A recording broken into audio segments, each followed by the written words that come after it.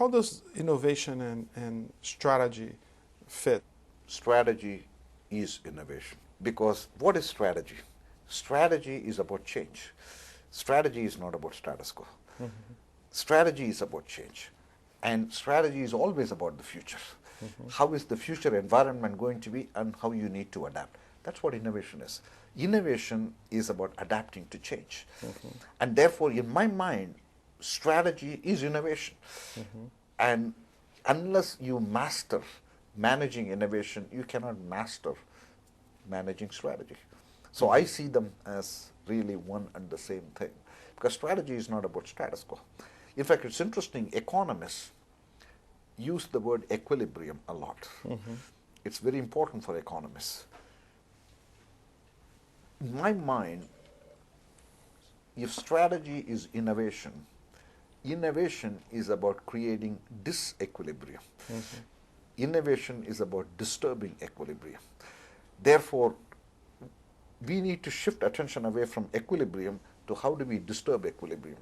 Organizations cannot survive in equilibrium. Equilibrium equals death. We need to think about how to help companies actually disturb equilibrium. And that's what strategy is all about. We live in a world of a lot of discontinuities, and you talked about adaptation. I mean, how to adapt in a discontinuous environment? What is the best way to adapt in environments like that? And what advice would you give to companies and executives to be adaptable? And I think the key advice I would give is adaptation requires encouraging experimentation. And therefore, we need to create a company which is capable of continuous experimentation of small things.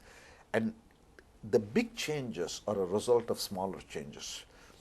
And yes, there are big discontinuities that happen, but there are always warning signals before the big changes happen.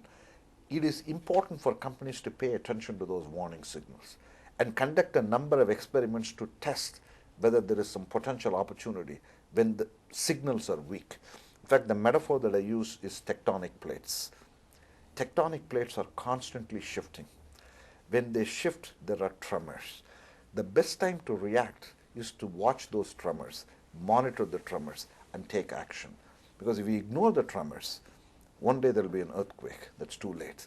So therefore, I would say the best one can do as a leader is to encourage an organization in continuous experimentation.